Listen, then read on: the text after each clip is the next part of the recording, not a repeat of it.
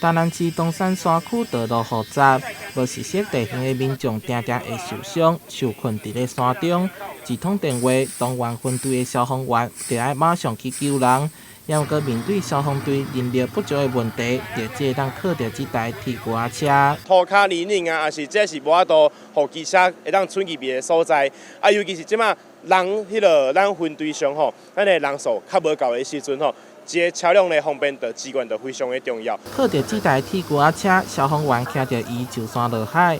不只会当确保人员伫山中的安全，又会当提升救援任务的效率，把一人的性命救回来。如果发生事情的话，我们在机动能力非常的不足，而且人员器材都非常的不足。